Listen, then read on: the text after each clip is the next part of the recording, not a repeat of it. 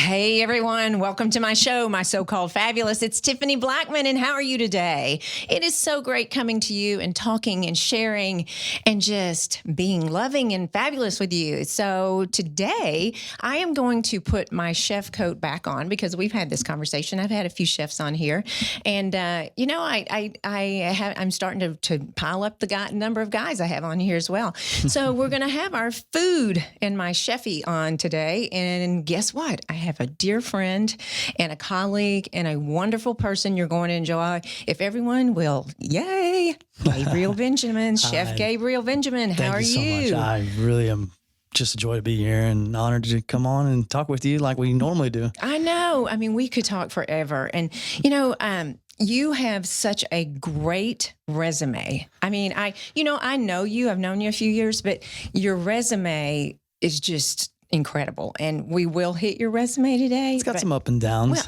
Well, don't we all? I mean, what did I say this almost every week on this show? I learn more from my failures than I do my success. I mean, I really, really do. I finally knew that at 24. Yeah, exactly. Not at 45. Exactly. So you and I met. You are a chef and a graduate of CIA with the Culinary Institute of America in New York, which is in Hyde Park. Yes.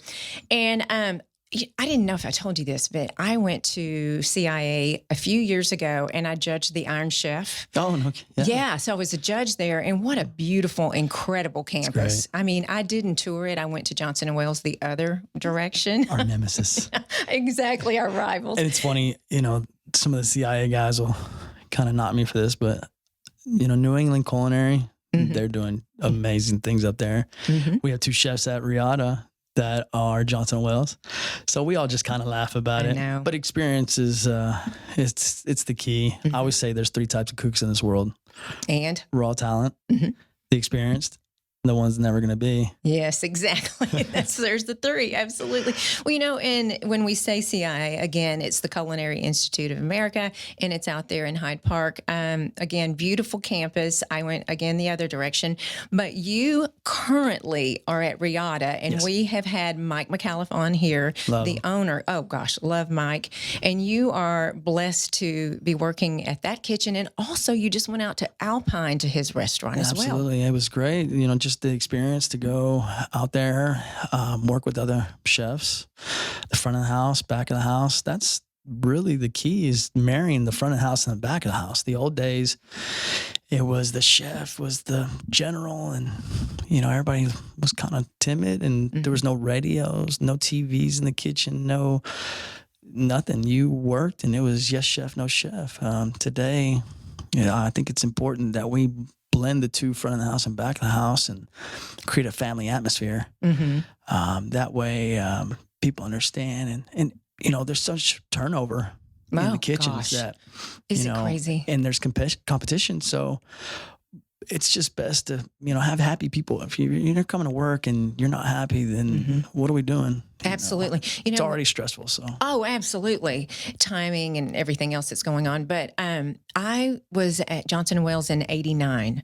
And it was really tough because I'd never been in the restaurant. I've never worked in a restaurant. Went straight to culinary school, TCU undergraduate nutrition, food science. Different ball game going to culinary school. And I was lost, but it was back in that day of what you just said. Yes, chef, no distractions, fear. Yes. I was so afraid of the executive chef. It was harder for women also. Oh gosh. Oh my gosh. It was, I've worked with many female chefs, some coming up, and I'll tell you what, there's a couple of them that are really good. Oh my gosh. I mean, they're great. Yeah. And, like I said, raw talent, experienced, and, some people that just have a love for it, actually. I should throw a fourth one in there. So. Passion. You got to have the passion. Yes, Chef Carlos Cruzco was here a few weeks ago, and he said, you know what? Passion. You can't teach passion. No, you cannot teach passion. Teach it. It's not happening. I mean, you can have a love of food, but it's still not passion. And you can tell, right? Yeah, because, as chefs, cooks, really, that's all we do. We cook. We don't make a bunch of money. It's just for the love. Right. I treat everybody as if my mom's out there. Right. Take care of her and feed her, and go and talk to her. If you make a mistake, admit it and move on. Exactly. That's just key. You're gonna make mistakes. You're gonna burn bacon. So when you, of course, in any world, but so being in Reata, downtown Fort Worth, versus Reata, Alpine, way out in Texas, and what would you say the main difference, other than obviously the culture? With culture, also out there, it's more of a home country style feel. You know, chicken fried steak, chicken fried chicken.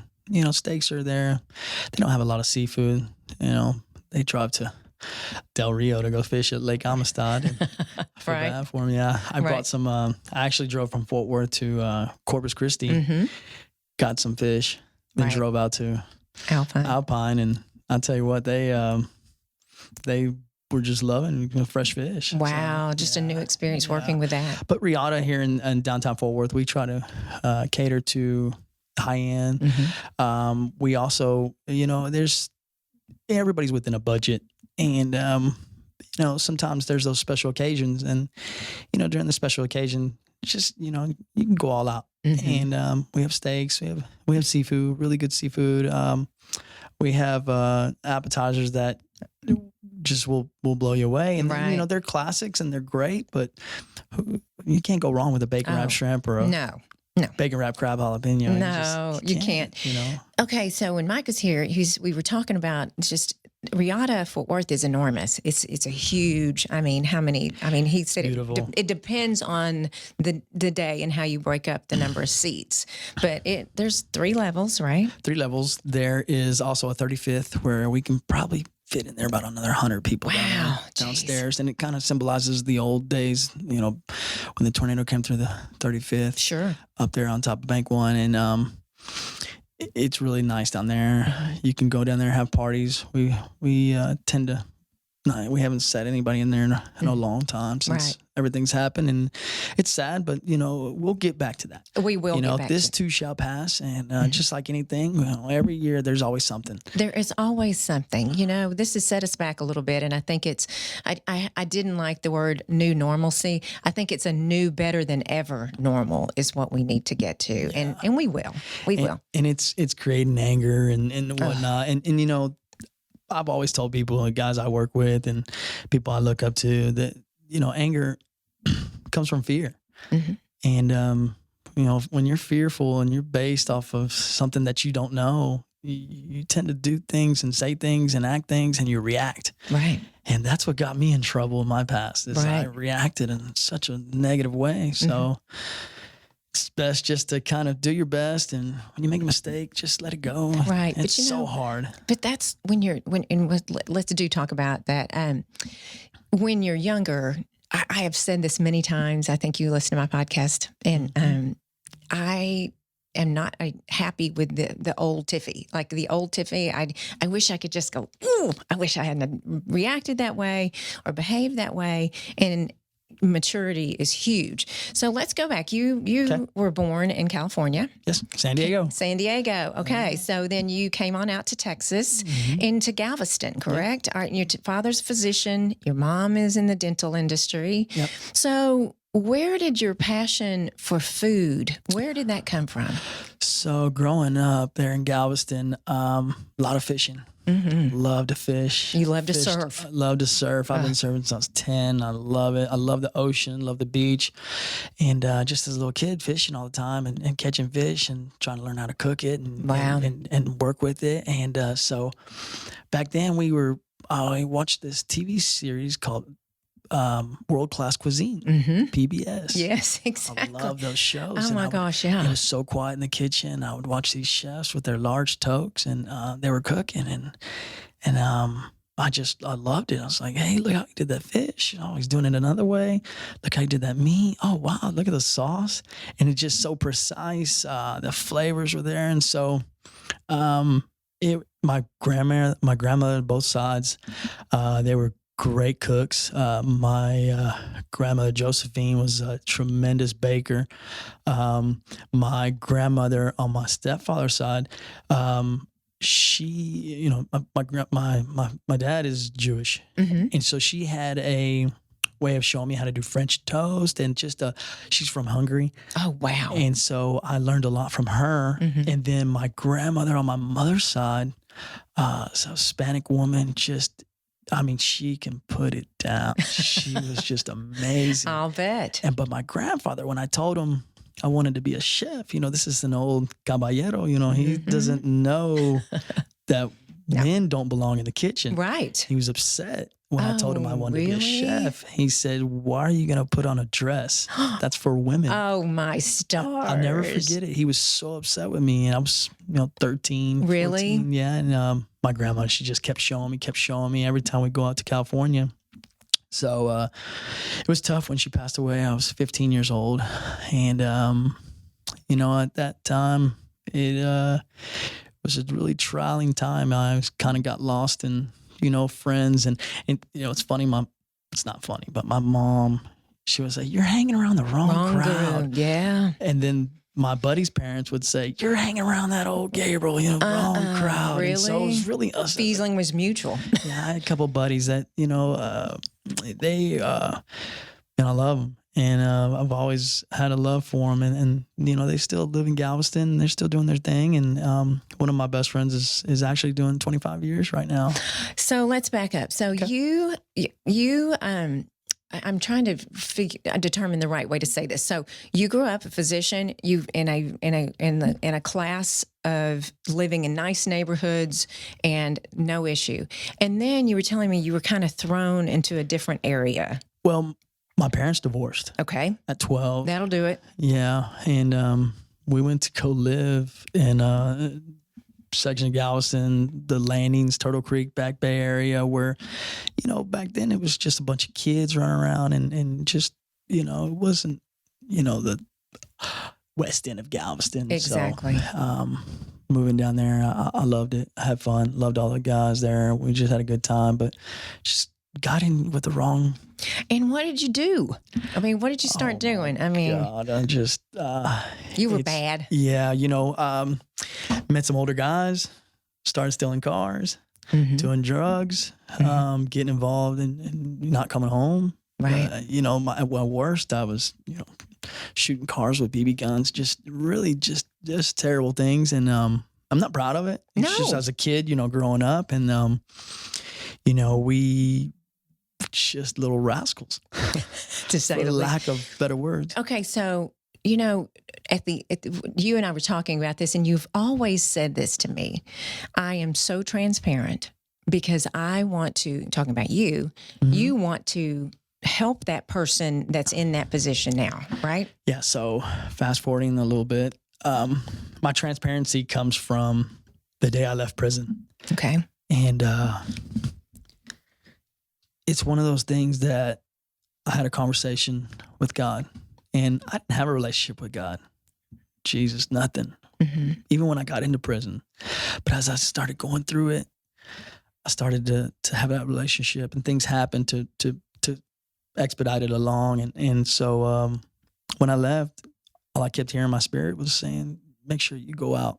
I'm going to give you this life back, and you go out and you help people, and you share your experience, strength, and hope." And so that's what I'm doing. I'm going to make mistakes there along. I'm human. I'm still going to. Sure. But no matter what, I don't have to have a drink. And I don't have to have a drug. But that's the easy part.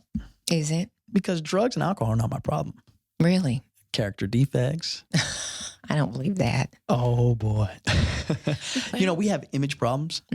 Oh, yeah. I say we. I all of us have an image problem sometimes. Growing up, I always wanted to have the best, be the best, nice car. I wanted to be this amazing chef. I was working really hard when I was a kid. 15 years old, I wanted to be a chef. So I really put forth my best effort, and I went to work. And I remember I was getting in trouble in school, and so my dad found some marijuana in my room, and we got in an argument, and he basically kicked me out of the house. Right. And I lived in a Howard Johnson hotel. Hojo. Yeah. 226, the room was. And I worked at Galveston Country Club from 6 in the morning till 2. And then I would go to Moody Gardens and work from 3 to 11. And I would work all day. Wow. At 15. No, that was actually at 17. Oh, my goodness. 16, 17. So growing, 15 through 17 was just a blur, just getting in trouble and whatnot. So those chefs there, Jock Fox, he's amazing. He has a restaurant in Houston called Artisans. He's an amazing man. He asked me, "You want to be dishwasher?" And I said, "No, chef, I want to wear that toque like you." Wow. He said, "Oh, yes, okay, you come tomorrow." I see. So the first day I came in, he says, "Here's 100 pounds of carrots, peel and dice everything." Get on it. Took me all day. Oh, gosh, yeah. Second day, here's 200 pounds of potatoes, peel and dice. Do it. All day. Blisters. The third day, he says, "You want more?" I said, "Yes, I want to be like you." Wow. He gave me 300 pounds of onions, peel and dice. I cried all day. Everybody laughed at me. I'll never forget it for the rest of my life. And it might not have been 300. Yeah. But it seemed like it. I tell you what, I went home, my mom just like, oh God, I showed her. And so I lived at the Howard Johnson Hotel, which was about an eighth of a mile to my parents' house, and real close. And so I kind of always circled around my mom and dad's, and but I lived there for a little bit. Then met a girl. That's how it is, right? Yeah. You meet a girl. There's always a girl. It's always or a girl. Guy. And met a girl, and I tell you what, she's great. And she moved in with me, and we just had this life. I was 17, living in my own place, working, and we're still drinking and drugging, partying. Oh, wow. And I quit the Galveston Country Club. I couldn't manage my partying, so I left there, and I just stayed at Moody Gardens. And then all of a sudden she was pregnant. Oh, gosh. So, oh boy. Yeah.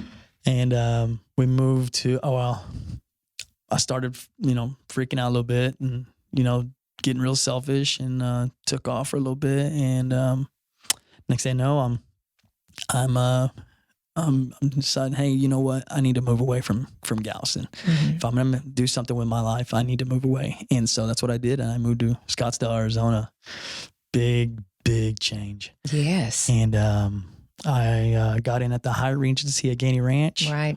Beautiful property. Incredible property. 5 Diamond. I worked for a chef named Anton Brunenbauer, and he's amazing. Some chefs there, Roberto Madrid and Todd Barry, and those guys just whipped me. I mean, they just really trained me hard. 3 years there, and while I was there, I everything was going great for me. I brought my girlfriend out. My daughter was, she was beautiful. My daughter's, she's at Texas Tech right now. Her name's Rachel. And she's an amazing person, strong will. And so it was great. Life was going good. And then the bottom dropped out again. And that's how my life has always been, up and downs. Just, something happens and I react. And I've always reacted. Right. And I always react in the worst way, the negative way. And so when I reacted, I was home. We were at the beach. My daughter was with me, and we were here in Galveston. And my parents said, hey, we're going to have a DNA test. And 6 weeks later, I find out she's not by blood. She's not my daughter. And we know what happened. There's things happen. We met on the beach. She was already pregnant. And, and so. Oh, gosh. How old was your daughter at the time? 3. Oh, gosh. She was 3. And so I lost it. And we separated for a little bit, and I wanted to run because that's what I do. Sure. Fight or flight. That's it, man. Flight. I'm going to run. And so my dad, we were talking, and he's like, you really serious about this chef thing? You really want to start cooking and you want to do it the right way? I said, yeah, I'm going to be a chef here at Hyatt, and they're going to make me a chef. He goes, you need to go to school. Wow. So that's where it came from. And Anton, they're like, you don't need to go to school. I'll make you chef here. Exactly. You stay here. You don't go anywhere. You stay here. We'll make you chef here. So it was a choice. And I'm already upset. And at that point, my daughter, she's still in my life. Isn't that fabulous? But they moved back to Galveston, and because things happen, and so I ran to New York, get away from everything. So you went, that's when you chose to go to all this was happening, and I decided, run away to New York and go work in New York. And I tell you what, it was an amazing experience. I was an apprentice during the Master Chefs program, working there in the city, about 80 miles from CIA. Yeah. So working down there on the weekends, I would work in Franklin Lakes at a place called Market Basket. And just little gigs here. I waited tables at a hibachi grill. Wow. So, front of the house and back of the house. Yeah, you got it all. I needed to learn the front of the house. So I decided to be a server while I was there at school. And that was an experience. I kind of understood the front of the house because you put yourself there. Sure. And at the Hyatt Regency, what they did, they had a program there that before you even start working there, the front of the house would work in the back of the house for a couple weeks, and the back of the house would work in the front of the house. It's great. So went to CIA, was doing really good. And then on an externship, decided I can go anywhere in the world. Where do you want to go? And tell myself, where do I want to go? Where do I want to go? And I decided to go to West Hollywood and work at L'Orangerie with Ludovic Lefebvre.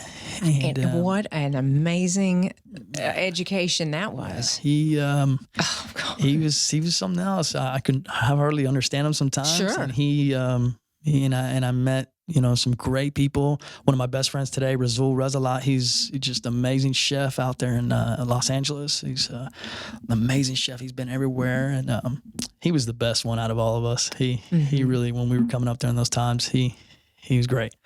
And so working with these guys every day, I still had that part of me that liked to go out and, I had this motto that I lived by: work hard, play hard.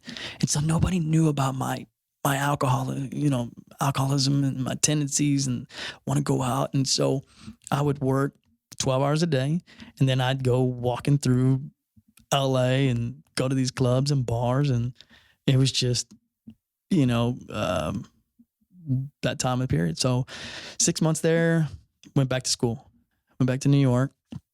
And during LA, I had tried heroin for the first time. And wow, started getting involved in some crowd, met some celebrities, things, it's Hollywood. Back in LA. Yeah. Okay. In LA. So I had this mind frame of, I can do what I want to do. I'm starting to get better in my cooking, and I'm learning so many things. So went back to New York. The ego's starting to develop, and it's like, So I go to New York. I get stuck. I get a DWI. Oh, good. Get suspended. Grief. I graduated, but I could have done so much better.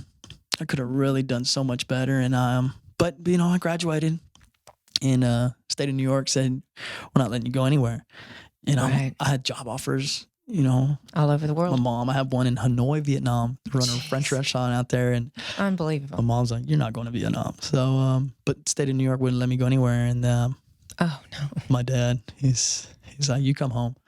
And so I went back home and became sous chef at Moody Gardens, where I started. Right. And went home, lived there. I was back in my daughter's life. It was great. I was married my college sweetheart. And not the mom, a different woman. Okay. I met another amazing woman. And went back to Galveston. It was great, but I'm still drinking. And so working there and for a chef named Urs Schmidt. And Urs Schmidt came from Galveston Yacht Club, and he's just a great person. His wife's Elena, who works the front of the house, and they're just great people. One of the chefs from the Tremont House, his name is Paul Renevy. He came over to work as the exec sous at the Moody Gardens while I was there, and another gentleman by the name of Rene Codina. And so those guys, I got in there with them, worked with them, and at that time, it was just we had some really good people at Moody Gardens. They're just I love Moody Gardens. It's got a heart for me. Do. It's you can tell in your bio. Moody Gardens is where it all started. Sure. So, I'm definitely a Moody person. You are. I also worked for Fertitta for a little bit at Willie G's when I was a kid, but You're either or. You know, you work with so many incredible people throughout, and that is something in my career I miss. I didn't have that working with chefs. I worked with incredible chefs in culinary school, but my goal as going to culinary school was to work in the media and to write cookbooks and to do what I'm doing now. But you know, it was, and my husband, Greg, always, when I met him, he goes, "Oh my goodness, don't you want a restaurant? A restaurant is the pie in the sky." And I'm like, "No, I don't," because I have seen how hard, now I work hard. I'm not saying that, how hard my colleagues that are chefs and restaurateurs, restaurant owners work. But they work long hours. Sometimes they suffer marriage. Sometimes they suffer drug and alcohol. All the above. All the above. Everything you've talked about. So, and every chef I've had on here has said the same thing, that temptation is there. And are you strong enough to... I just wanted to go a different route before. Julia Child was my aspiration. You know? I wish I could have met her. Oh, I met her. I just missed her at the mansion. I met her at a culinary convention, and I was like, you would have thought I met the Bee Gees, because I was speechless, and she towered over at me and humble. You know, just that what you have. And another thing with our industry, ego. Yeah. Etching God out is what it stands for. Okay. There you go. Say that again. Etching God out. Okay. So, that ego will get you, because it's a place where you don't have the will to understand other people and to really get people's feedback or constructive criticism or other people's ideas. Right. You know, most of the time people have better ideas than you. People, when they work with you and work for you, and you work for somebody else, it's always, the communication is so key. But if you're so consumed with yourself, it's really going to, and to be honest with you, my life in those early 20s, I couldn't get over it, because I saw those chefs. I saw what they're about, and they had and I said, I'll never be like them. And, I was worse. You think? I guess I went through 2 divorces, 6 rehabs, you know, 10 years in the penitentiary. Mm-hmm. It's a long time. It's a long time. And so, you know, that time, you know, kind of backing up a little bit to Moody Gardens when I was sous chef, we had a conference, a wellness conference. And we had our general manager was a gentleman who is an amazing guy who's Texas Tech for a long time. He just went out to hotel manager. His name is Garvin O'Neill, and he brought down. We did a wellness conference at Moody Gardens. David Garrido, Stephen Piles, Dean Fearing, the originals. Yeah, Bruce Alden, Catherine Clapner. Mm-hmm. They all came down and do this wellness conference, and he also invited a master chef from Florida. So we had this conference. It was great. I was working my butt off that week, and Dean offered me this position. He offered me the job and go to the mansion on Turtle Creek. How could I say no? Are you kidding me? I was 25 years old, and I was a rookie sous chef at the mansion on Turtle Creek, and you know, there's some amazing chefs there. And so I worked there for about 4 years, and that's it. That was it. The bottom dropped out. Drugs, alcohol, womanizing, doing all the things that, and I was walked off that property. Mm-hmm. And it kills me. Yeah, I can tell. Yeah. Yeah. So, but you know, you learn from things. You go through things. You know, I treated cooks terribly, and you know, I've gone out to a couple restaurants to try to make amends. I can't find them. I'm looking to. I'm sorry, dude. You know, I want to go and see this one girl who I just you know, she's great. She's had her own TV show, and so 2007, I ended up going to prison for the first time. For 3 years. What was that for? That was the drugs. That was drugs, possession, just doing things. I just couldn't get right. And you know, being in there cooking prison and then the people that came up under you as your cooks that, you know, work your station and whatnot. Yeah. And the hardest thing in prison that I saw, well, there was besides all the violence. Besides what we think that happens. But you know, I'll never forget it.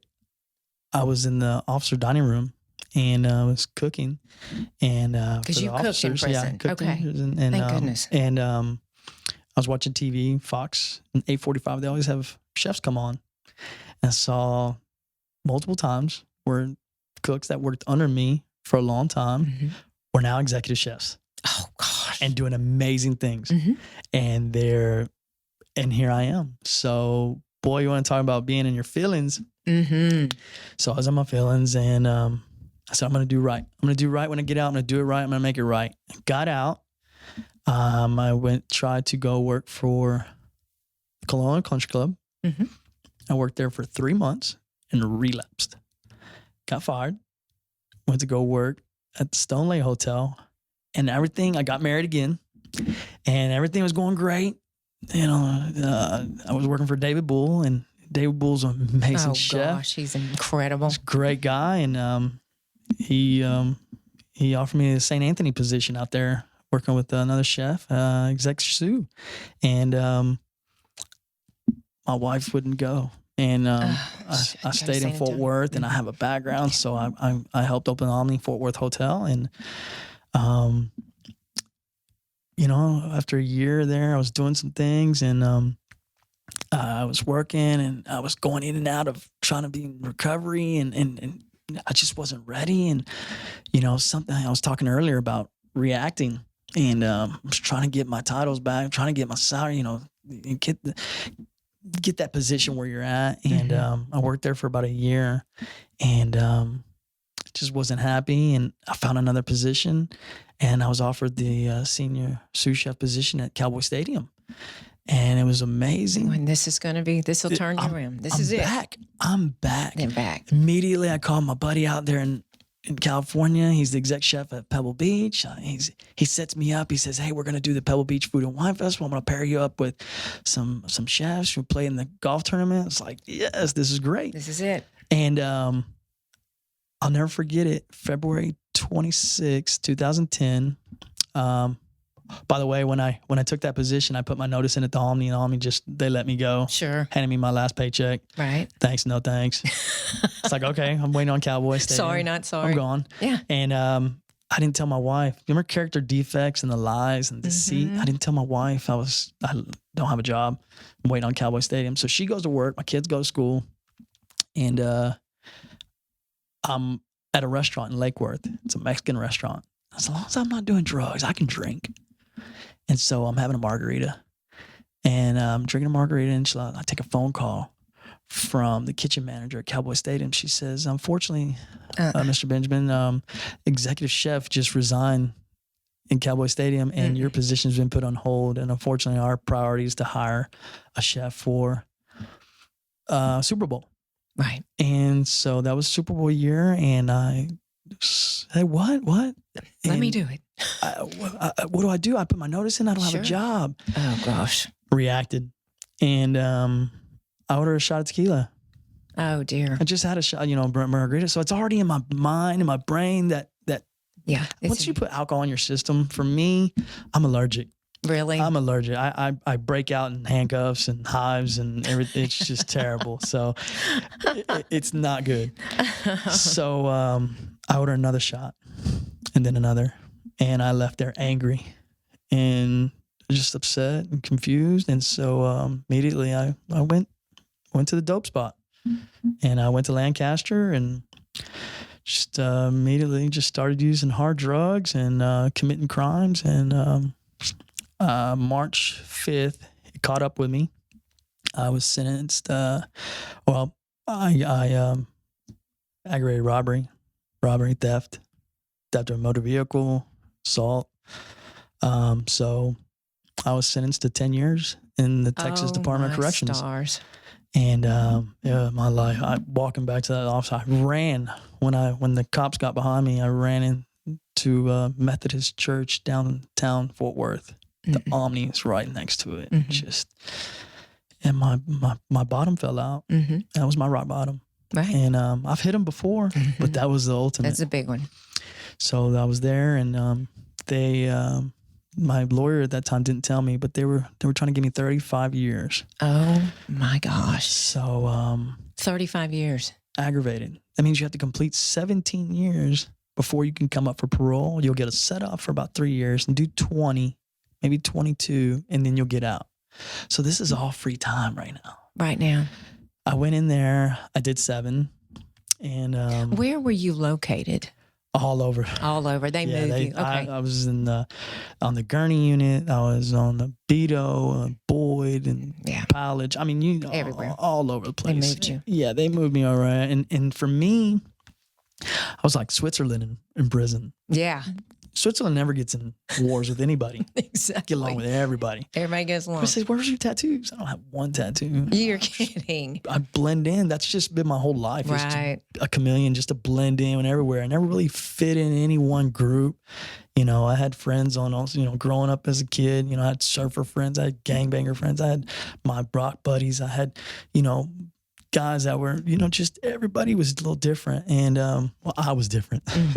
Exactly. Everybody was normal. Right. And so, I just, my bottom fell out and, went to prison. And so I got out, and, it was in there that I really found myself at that time. Started doing some things. I'll never forget that my wife, who, when I was, she stayed with me for the first couple of years, 3 years. She says, "Hey, right now there's a lot of houses out there, and I'm going to get this house. I need your help." So, all right. So we get a house. She said, "This house you're going to parole to." So, all right. So, get the house, and that was in March. In November, I got divorce papers. Oh dear. It was 2014, and I'm hot. Because you were still in prison. I'm still in prison. So they set the court date for February 14th. It's like, Valentine's Day. Are you serious? We're going to go get divorced on Valentine's Day? Oh, Lord. So they set the court date for divorce court. I get in there, and they say, "All right, you guys going to separate? But we need to talk about one last thing." I said, "What's that?" Like, custody. I'm like, "No, those are her kids. They were my stepkids." And, "Oh, what, you don't know?" And I'm like, "No, what?" Miss Benjamin just had a baby 2 days ago. No. Are you serious? No. I lost it. No. I lost it. That was it. That moment right there in prison. I went back to my cell. Ugh. And I stayed in that cell for 2 weeks. Didn't come out. And I hit my knees, crying, just angry, mad. I don't have anything. Lord help me. Yeah. And it was there. He said, "I'm going to help you." And I heard it. Yeah. And it's in my spirit is full. And I heard it. That was your switch. That was it. That was my spiritual awakening. And, it touches me. Yeah. So it was tough. Yeah. So he said, "But you got to do right now. Don't wait to get out of prison. Start now." Yeah. I was gambling in there. I was stealing in there. I was playing basketball every day, getting in fights. It was prison. And so there were some NA meetings that were coming into prison, and watching football on Saturday, college football, and you're gambling, and you got everything going on, and then they called Narcotics Anonymous rollout, and it was like, which one do you pick? You got to go there, but so the choices you have to make are there in life. You have choices, sure, and decisions. What's going to help you? So I started going to these NA meetings in prison, and I met my sponsor, and the man who was taking the meetings was an amazing man, and he just guided me along. And so he was your angel. It was it. And the funny thing is, he says, "Hey, we were wondering what happened to you." "What do you mean?" And he says, "I remember you. Used to go to our home group in Fort Worth, and long story short, I just stayed going to meetings, and the guys are like, where are you going? I'm like, I'm going to NA. And they're like, what? You don't need to go there. And come on. So, it's funny. My mom said it best. She says, you can be a model inmate, but you can't live out in the world for shit. Isn't that something? I mean, yeah.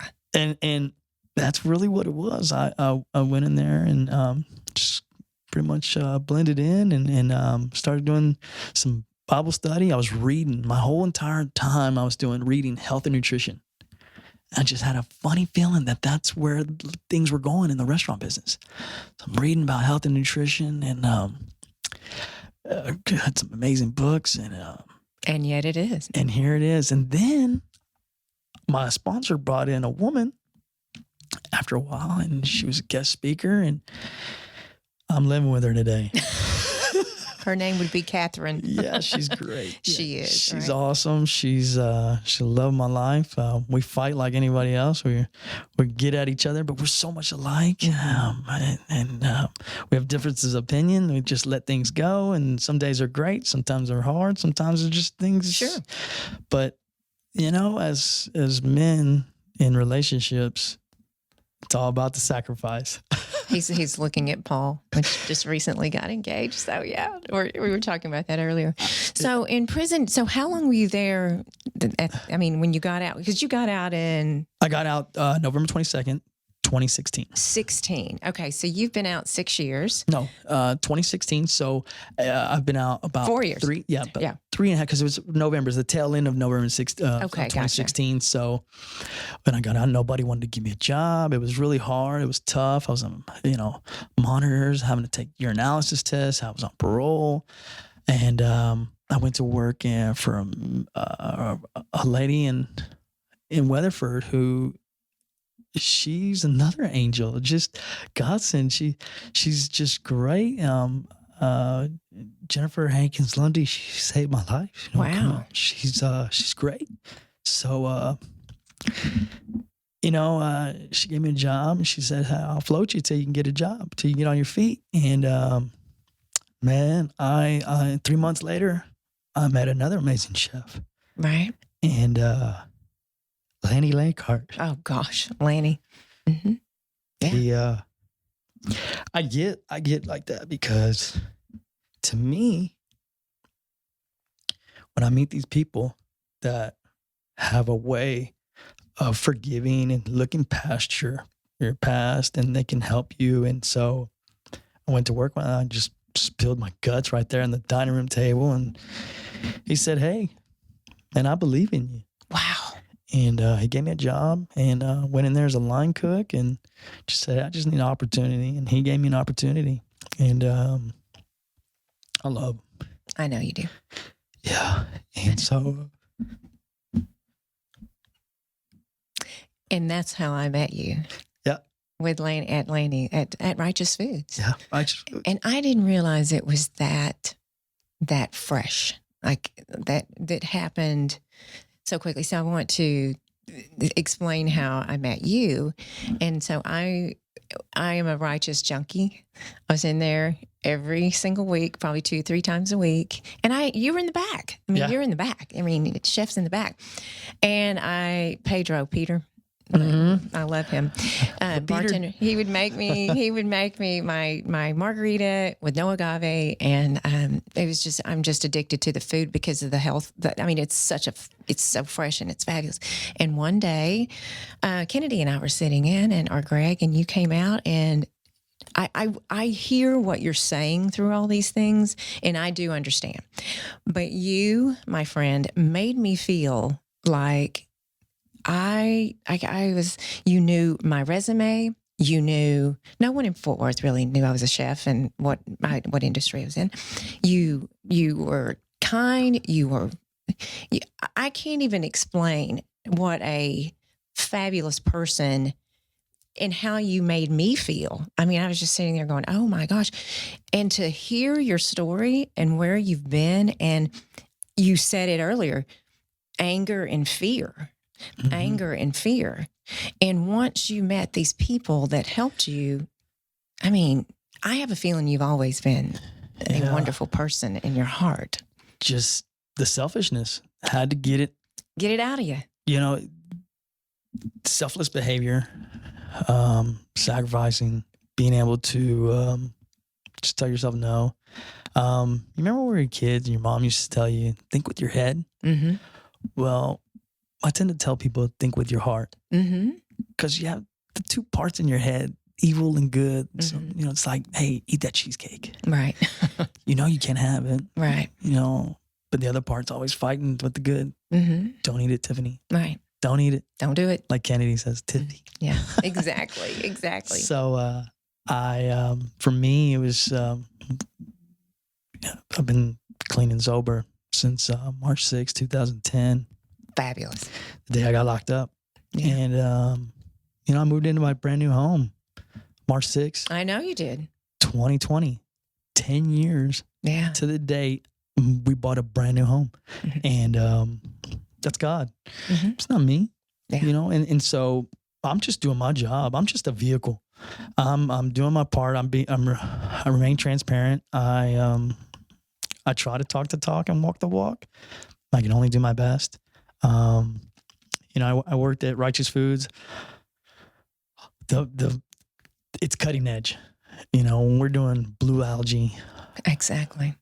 coconut chia seeds, Right. The hemp seed black bean burger. A new era of There's culinary. some things that Laney's doing that some other restaurants only want to do, and he's doing it, and I wish him all the best. Oh, he's incredibly talented. And it was just it was that time for me to move on, and so that's what I did, and I met Mike McAuliffe, Mm-hmm. Al McAuliffe, and James Gaines, Russell Kirkpatrick. Those guys, they welcomed me in. I told them my story from the get-go, and they just put their arms around me and said, "Hey, we got you. Come on." Are you amazed at the number of people that do put their arms around you and I mean embellish you and just say it's going to be okay? Yeah, and the amazing part about that is that I didn't think I was worth it, and the things I've done in my past,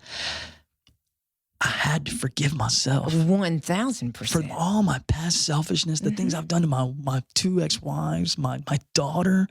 My daughter haven't been in her life. Mm-hmm. It's so hard. I hate Father's Day. Right. Because I know what I was, Right.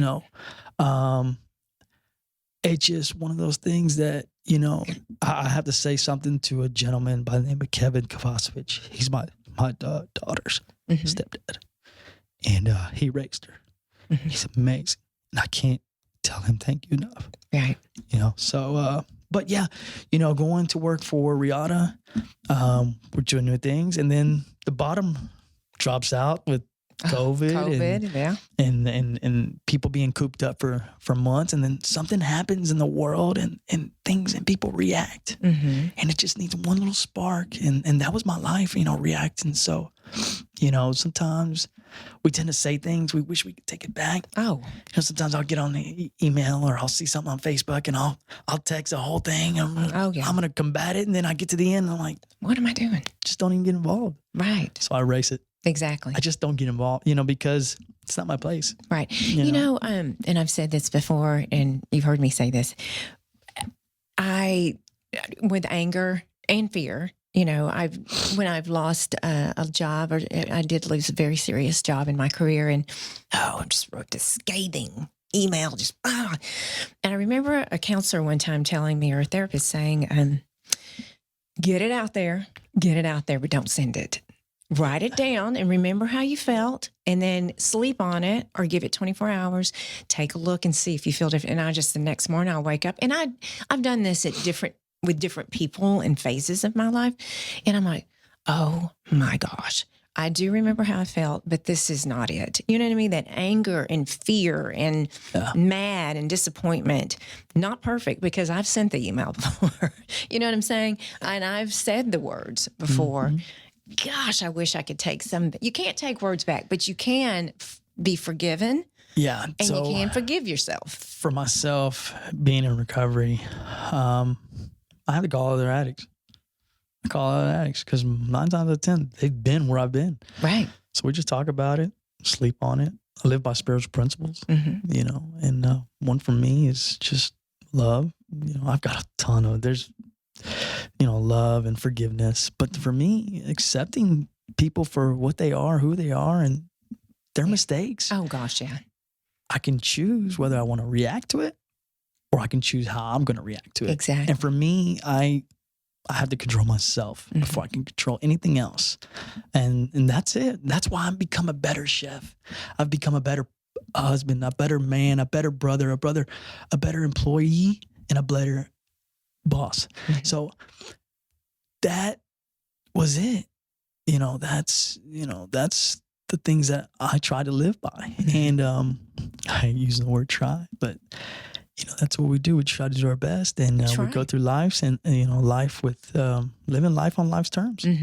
And so could I do better? Absolutely. Could I do more? Absolutely. I still have some laziness in me and some things where I need to really focus on. I have some goals, some opposite goals, but I can't talk about it unless I'm going to do it.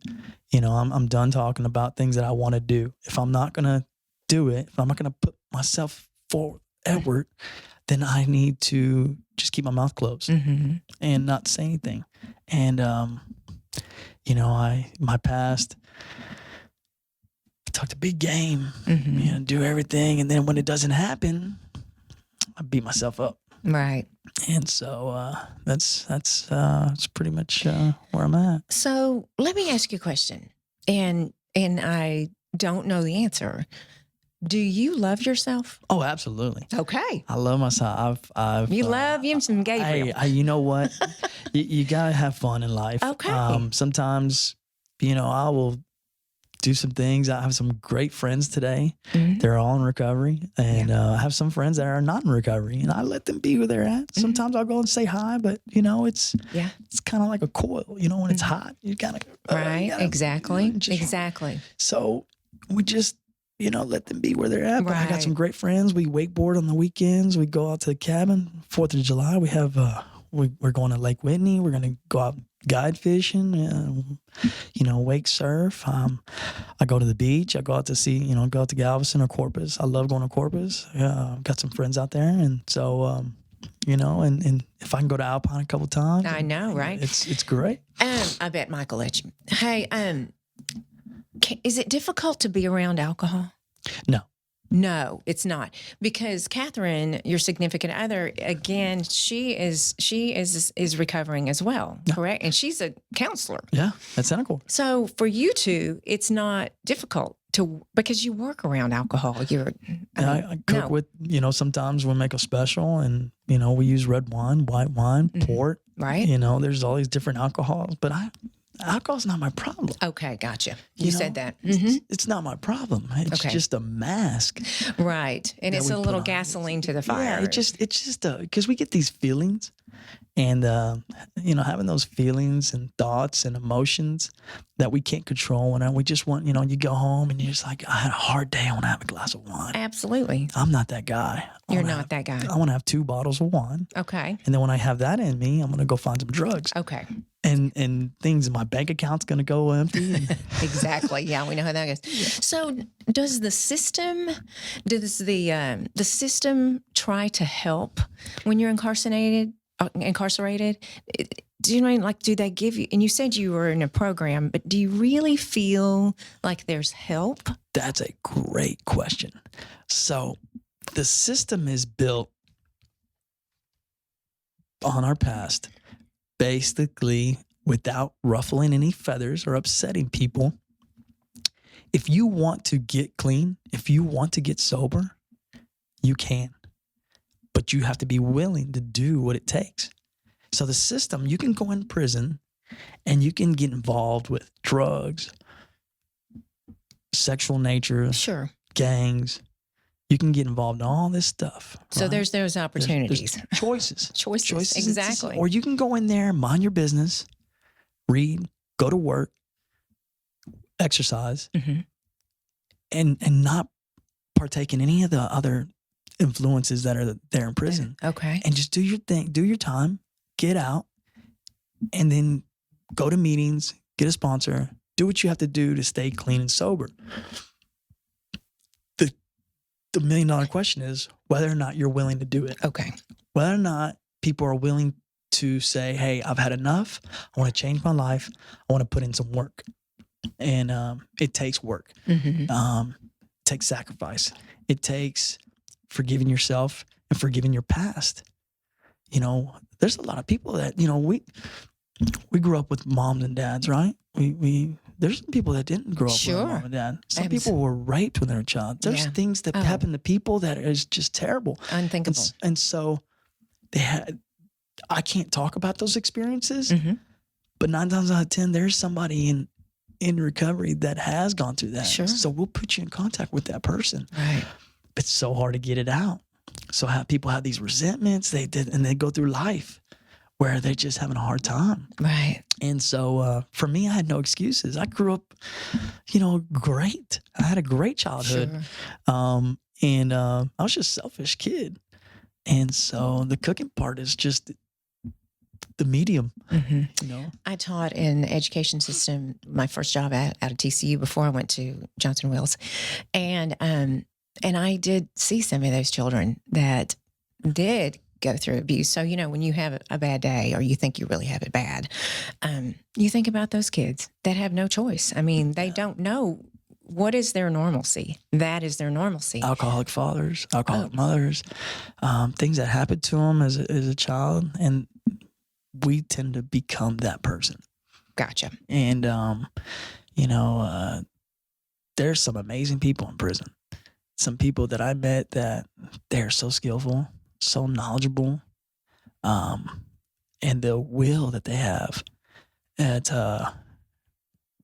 great. But having that want, the work ethic to change, to want to be able, and sometimes it's too late. You hand somebody a 40-year sentence. Ugh, jeez. And that's it. It's over. You know, your life's over. Your life's over. I'll never forget the judge. She when she sentenced me, I couldn't blame her. No. Because I'll just become a victim. It's her fault. Yeah. I can't make myself a victim. No. It's not her fault. That's not, I put myself there. Sure. So I did my best, and I went in there, and some things happened to me, and I had to change. Right. You know, and life goes on. So I'm, you know, in the process of next chapter. And you're doing well. Things are good. You know, I'm off parole now, and that's fantastic. Got a great job. Got a great significant other. You do. She's awesome. Live in a beautiful home and with a great neighbor. I mean, our neighborhood is so diverse. Black, Hispanic, white, Asians. We're all just one cohesive unit. And then we see what's going on in the world, and we hang out. You know, we see each other outside, and we just laugh. I love that. Like, wow, they need to come down Granite Ridge there in Fort Worth, and they'll know that, you know, there's people that can live together, but the hate is, you know, I can't.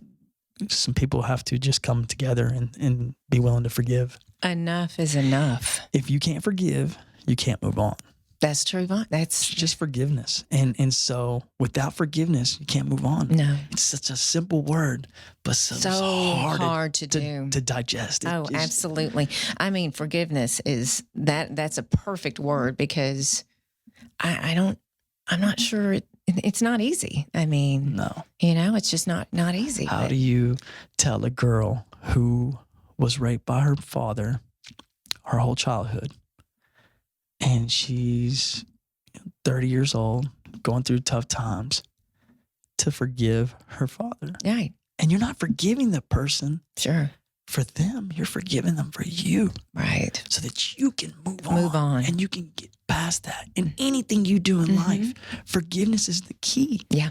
And so I don't have experience with that, so I can't talk about it. All I can do is say, I love you. Yeah.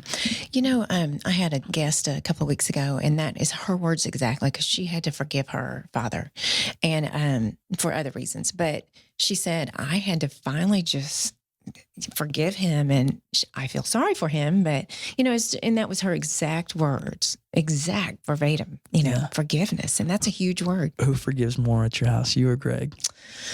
Hi, Greg, by the way. You're a great guy. Great. Who forgives more? Or let's see. I don't know the answer to that. I think it's 50-50, but I don't know. That's I don't great. know. Ask Greg that. You know what he'll say? He does. Yeah, I know. Okay, so tell me this. Where were you? Okay, for those of you listening, the pie in the sky for chefs and restaurants is the James Beard House. And cooking for the James Beard House is a huge honor. And it's, I mean, several of our friends have been there. You've been there. Yeah, I've been at the house and the awards twice. And I'll tell you what, it's just history. It's the James Beard Awards are the Oscars for chefs. Mm-hmm. There's some controversy now with Texas chefs not getting recognized as much as they should be because the Dallas and Fort Worth chefs here can compete with anybody in the world. Mm-hmm. And so, but I won't talk about that. Politics. Then it goes to politics. There is, yeah. So the James Beard House is there in New York City. It's just, you can see about 80 people in there. There's a mural of the world in the kitchen, and it's just an experience that you get to go down there. I cooked with Ludovic, and we went to the house, and it was great. Then I went with Dean, and we did a great, we had a great time down there. Of course. Mingling with all the chefs. It's the first time I kind of got into it with Wolfgang Puck. Oh, dear. I saw him at the bar. He says, "Hey, who are you here with?" I said, "Dean Ferry." He goes, "Hey, how's the taco business?" Oh, gosh. And of course, me, the old resentful Gabriel, says, "Not as good as your sausage business." Oh, no. Gosh. So we're just going. We're both. If you knew them both, you would get it. Yeah. So he's Austrian. He's a great guy, and so we just had a good time. Yeah. Really, nobody there is. Yeah. But afterwards, we went to eat at John George with Jonathan Waxman, and we had a amazing, that the best? I was like a little kid, and I remember going to the bathroom, and when I came back, John George sitting in my chair. No way. And Dean, were you with Dean? Yeah, I was with Dean and Jonathan Waxman, and so I come back, and he's my idol growing up. He was my idol growing up. Mm-mm. Like all the basketball kids look up to Michael Jordan. Sure. I looked up to John George. I thought he was amazing. So I come back and I'm meeting my idol, and Dean's like, "Oh, oh God, look at you." And he's like, and the chef looks at me, and says, "Is this your chair?" I said, "No, chef." And so I'm standing there, and they're just laughing at me, him and Dean and Jonathan Waxman, and it was great. We had 16 courses for lunch. Oh my gosh, I know. Wines by the glass. I know. Between that and French Laundry, that is I haven't gone there. Oh gosh, that's a nice little wait list. Yeah, exactly. I still like to go. Going to Kat, I call her Kat, but she's really kind of picky. Is she? Yeah, oh God, she's no tomatoes, no onions, no this. No. What is that? How can you? We go to a restaurant and she's ordering ranch, and I get on her. She laughs. She'll be mad at me when I tell that. She's a sorry cat. We went to Cabo, and yes, you did. We ordered. I get the tasting menu. 9 courses. She's like, "You're out of control." Yeah. It's like, I love food. I will spend money on food. I will too. I will spend 2 hours in a grocery store just thinking. Yeah. I know. Isn't it fabulous? It's great. I will go to different grocery stores and just have fun. You see things and then you hear people talking about it. Truffle oil back in the day was, the thing. Now chefs are like, truffle oil is not good. And so you're just kind of like, isn't that something? You like what you like. Yeah. And the times of food, it changes, it's just, and you and I were both trained French. Yeah, I was classic trained. Yeah, classically trained. And the techniques of French cuisine are undefeatable. The techniques, are there. When you apply your cooking, your regional cuisine to those techniques, you can do anything you want. Right. And so for us, we create specials behind techniques. We use them in our soups. A good soup will define a cook. 1,000%. If you can make soup, you can pretty much cook. You got to know how to make soups. I can make a soup. Yeah. So you're right. The techniques. I mean, just sitting there and oh my goodness, chopping and. But how do you learn these techniques? In the old days we got books. Now it's YouTube, and I know. And I'll be the first to admit I YouTube now. I'll look something up. Oh yeah, I know how to make that, and I make it and. oh yeah, because I forget. There's so many recipes out there. You forget something. Sure. But you just have fun and you know, cooking. It's you know something about cooking that I don't know. And I know something about cooking that you don't know. This is true. Cooking's about sharing knowledge. Exactly. That's it right there. So yeah, I'm really blessed. I'm grateful. You're happy? Absolutely. I'm a little stressed right now. I was trying to buy a car. I know. I'm texting last night and he's like, I'm at the car dealership. 10:15. Are you joking? It's hard, you know, budget. And Yeah, you want a $40,000 car, Sure you but do. you want to spend $30,000. Then you realize you can only afford $30,000. Yeah. But you nearly need to spend on $23,000. Right. Yeah. And some people have budgets that they can go higher. Oh, sure. Some people have budgets they can go lower, and it's just where you're at and balance. You know, my husband, That's life. Greg sold his company and worked very hard his entire life in family business. And his best advice, I've listened to him. He mentors quite a few young men and women, but his best advice for right now during these volatile times, because we don't know, you know, we know it'll turn around because that's the way of the world. But right now, just sit tight and hold what you got. That's what he always says. I mean, I've listened to him say that, and sit tight and hold what you got. You know, he's a Fort Worth boy, and he says that a lot, and it's difficult. You know, that's a big one there in business. When you don't know the right move to make. Yeah. Don't make any moves. Exactly. That is a huge, and so, you know, I live one day at a time, but I can kind of foresee what's going to happen here in the next week. You do. But, you know, you kind of know you have to budget yourself. Yeah. I get selfish still, you know, still have my ways and, you know, there's things that I want, you know, just to be able to go out to dinner. Me and Kat, we have a bad habit of going out to eat everywhere and just, you know, we'll go and eat and it doesn't matter name, chef or whatnot. We just go. Yeah, we just go out to eat and enjoy each other, and, you know, so and enjoy life though. Yeah. Yeah, we stay busy. We can definitely, you know, grow on that. So that's great. Well, I am just so happy that you came on. Absolutely. Your transparency is so refreshing and so honest and pure, and you know, you got this. Yeah, you know, I try to, you know, my past, I always said, I know, you know, I'll never drink again. I'll never use, and I always did. So today I just go through life the way it's supposed to, you know, intended to, and admit my faults and grow on my strengths and help people. And, you know, I think everybody in this world has somebody in their world, in their life, family member that has a problem with drugs and alcohol. Of course they do. And so if I can be of help to anyone listening that needs to talk to somebody, by all means, call me. Absolutely. You know, call me, hit me up, and, you know, we'll talk about it. And I'll share my experience, strength, and hope with you. And if you can get through it, you can get through it. If you got to go through what you got to go through, then go through it. That's fabulous. You know, my dad said it best. He says, some people mature early in life, some people mature later in life, and some people just never mature. Never do mature at all. That's a great one. That's a great clip there, here, Paulie. Well, that is so wonderful. It's so great. I'm so proud of you. And I admire all the people that that helped you in your life and that's been part of your life. We know a lot of these the same ones, and we'll have you back after everything's calmed down, right? Absolutely. We can talk. I'll tell you who's having a hard time right now, and bless her heart, Betsy. I know. Can you imagine? It's a tough job. Can you imagine being Betsy Price is going through politics right now? I don't care what party you're in. It's tough. I just can't even imagine. And Mayor Price. You're never going to make any one person feel better than the other. And I know. Forgiveness. Well, God bless her. That's all I can say. God bless. Well, thank you so much for coming. And everyone, please go to YouTube and rate and review this.